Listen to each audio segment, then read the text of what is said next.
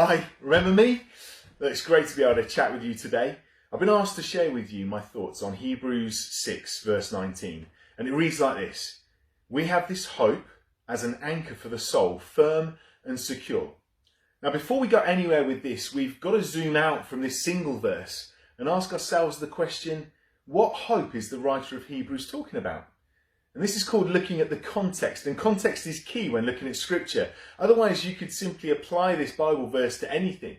Imagine crossing the roads with your eyes shut tightly, declaring loudly, I have this hope that's secure. Well, truth is, that's not going to end well, is it?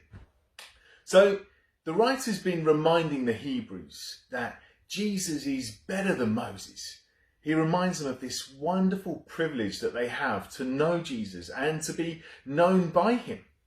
He speaks of the wonderful grace that's ours as we come back to Jesus, seeking forgiveness and restoration. And he encourages them to keep their focus on him and not on the other stuff in the world that can cause them to be distracted. And then he assures them that God is a God who keeps his promises.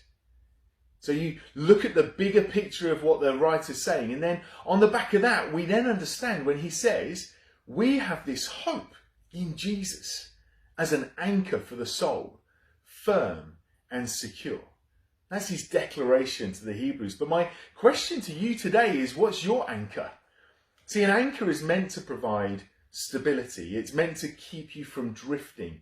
Without an anchor, you'll find yourself being blown all over the place.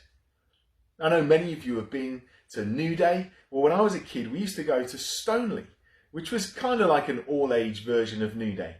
I'd often go to those weeks feeling really distant from God, but I'd come back feeling like I'd re-secured my anchor, like I'd lowered my anchor on the ratchet and dropped it down again. I was back in God. I was ready to live for God with a fresh conviction, with fresh energy, and then I'd head back to school or college, and without really realizing it, I'd be bringing the anchor back up again.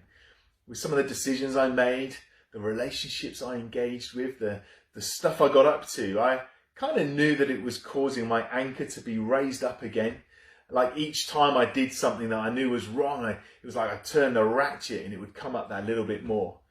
And I'd try and find security in some of those things and maybe try and anchor onto that with a relationship or with something else. And I realized that actually they were not holding me safe. They were not providing that security. Now, the amazing grace of God, though, is that whilst you're still alive, whilst there's still air in your lungs and your heart is beating, you can drop that anchor again in him, to be secure again in him. So practically, what does that look like? Well, an anchor doesn't just drop itself. Just like you can't get fit without doing exercise, it does require some action from you. And that begins with going to God afresh and asking for his forgiveness, his love and his grace. Stating again that I want my life to be firm and secure in him. And then your anchor is down in him again. And now you want to ensure that it stays there.